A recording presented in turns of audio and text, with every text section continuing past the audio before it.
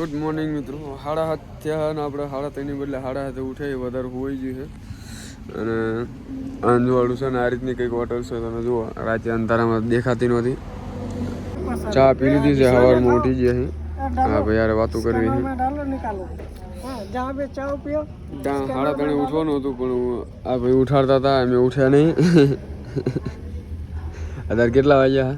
Time 300 kilometre ને અમે હાઈકીને તારો વારો આવ્યો તો ટાઈમ જો ને અત્યારે કેટલા તમારા ટાઈમ ફોનમાં ટાઈમ જો મારા ફોનમાં તો નથી ટાઈમ સેટ નથી. 8 વાગ્યા 7:30 થયા છે. 7:30 થયા. કાકા આપણે ચા બા પીને બેઠા છીએ. મોડું થાય છે પણ વગદ્યા બહુ કરવી છે અમે. હાલો તાર નીકળવી કાંઈ ચલો બસ તો જો તો આપણે સડી ગયા છીએ રોડે. હવે હું ગામ આવશે તો એવું આવશે કાંઈ ખબર નથી પણ આપણે ભુવેશ્વર જવાનું છે અને એ અહીંથી હજી 300 કિલોમીટર છે. જોઈએ હવે કેટલા વાગે પહોંચી બરાબર ને. હાલો મસ્ત ઠીક છે. કન્ટિન્યુ ચાલે છે.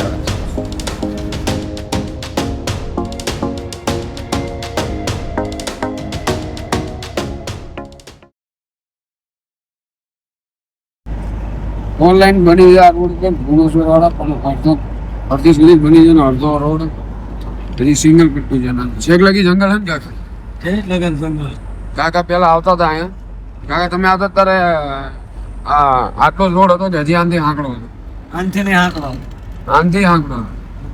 ઓલે હમણાં જે આપણે 4 લાઈન ઉપર હાલતા હતા એ અડધી બની છે 4 લાઈન. મેં તમને નથી કીધું સંબલપુર 4 લાઈન બનાવે. હા એ અડધી બની છે, આ અડધી બાકી. બરાબર. 30 કિલોમીટર 4 લાઈન 30-40 કિલોમીટર 4 લાઈન બની છે ને વધારે બની હા વધારે 80 કિલોમીટર બની છે. બાકી આ બધી બાકી છે. હવે જોઈએ આ બધું જંગલ જ ચાલુ છે. જંગલના રસ્તે જઈએ.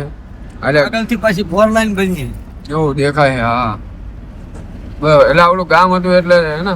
હા આટલો ભાગ પૂરો મેં અહીંથી બની જો. હા જો હજી આગળ 4 લાઈન બની અહીંથી પાછો 4 લાઈન બની છે. અહીંથી પાછી 4 લાઈન. બાકી પહેલા આજે સિંગલ પટ્ટી એવો છેક લગી સિંગલ પટ્ટી હતો. એટલે સિંગલ પર તમે આજુબાજુ આ જંગલ જોઈ શકો. બહુ મોટું જંગલ છે અને આમાં જે જતા રહ્યા હોય તો પાછળમાં આવી જતા જ રહ્યા કહેવાય. આમાં જે જતા જ રહ્યા કહેવાય. પાછા ન આવે. પાછા નો આવે. બહુ ખતરનાક છે જંગલ. બહુ મોટું તમે જોઈ શકો છો. અત્યારે હજી ઉનાળો છે, ચોમાસું આવ્યું નથી તો હજી જંગલ લીલુંછમ દેખાય. એટલે કેટલું ઘટાદાર જંગલ છે. ઘટક હજી 195 કિલોમીટર બાકી છે.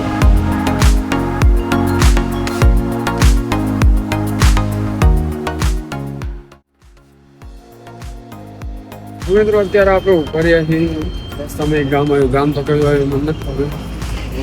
ભૂખ લાગી છે નાસ્તો કરવા એટલા માટે તો આગળ કેળા લેવા આ પ્રકારની દુકાનો છે. કેળા આ રીતે ભૈયા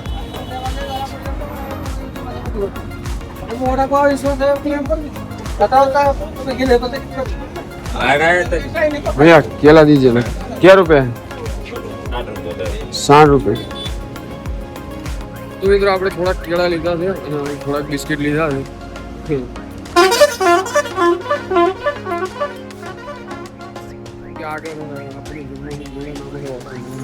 આ બસ છે જો. બસની પાછળ કઈ ટાઈપનું આ ટાઈપની બસો છે. આગળ હોટલ ભલે ના મળે એટલા માટે આપણે કેળાને લઈ લીધું. નાસ્તા આનાથી અત્યારે કામ ચલાવતો તો આપણે પહોંચવા. તો આવો બીજા આપણી ગાડી.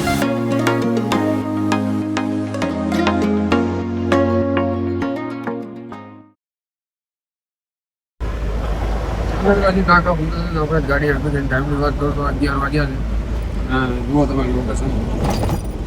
છેકથી છેક લગી જંગલ વાળો ઇલાકો છે. નાના નાના ગામ આવે છે પૂરું જંગલ જ છે. અમે 80-90 કિલોમીટરથી આ છેક લગી જંગલ જ છે. ઝાડે એટલા મોટા છે ને ઝાડ ને જંગલ ખતરનાક. કટક આપણે 11 કિલોમીટર બાકી છે.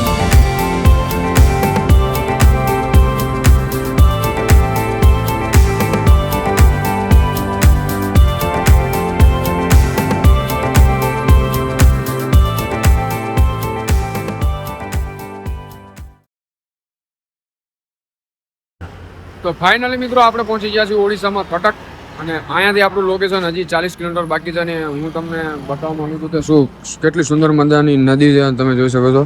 આ છે આપણી ગાડી, અને આમ જુઓ તમે કેટલું એકદમ ચોખ્ખું પાણી ને રેતી. બાકી એનું વાતાવરણ એકદમ ચોખ્ખું છે ને એટલી મજા આવે છે ને ભાઈ, બહુ જોરદાર. હું ગજબ લોકેશન છે, જુઓ તમે.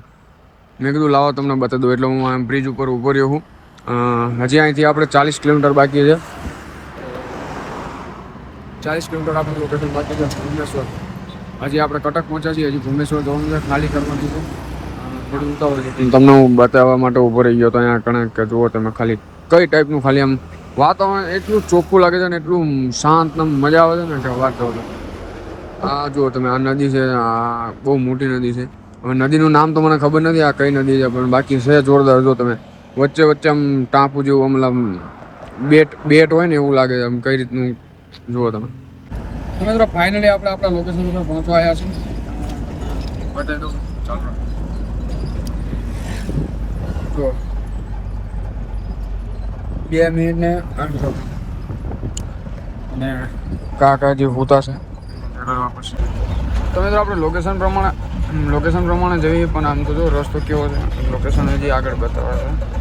જો આ ટાઈપનું બતાવે છે.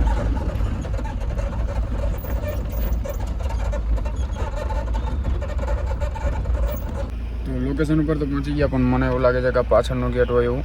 તો કાકાને જગાડ્યું. ગુડ મોર્નિંગ, પૂરા પક્કા ઊભા થાવ.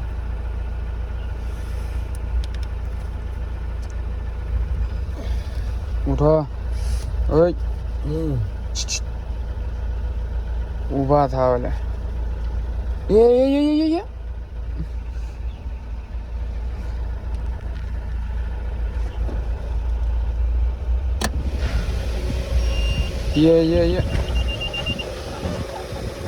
ઊભા થાવ ને, ભટકાણું ગાડું.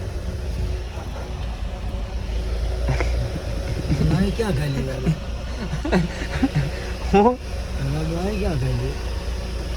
ગાડું લોકેશન લાવ્યું અહીંયા, એટલે જ કહું છું.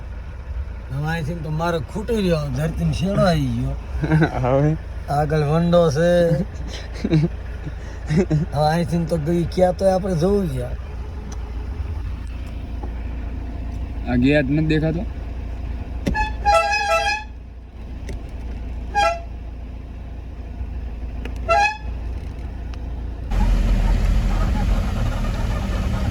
તો મિત્રો ફાઇનલી આપણે આપણા લોકેશન પર પહોંચી ગયા છે, અને ગાડી લગાવી દીધી ખાલી કરવા માટે. અને પાછળ આપણે ફાલકો ખોલી નાખ્યો, દોડા અને માલ ખાલી કરવાનો ચાલુ છે.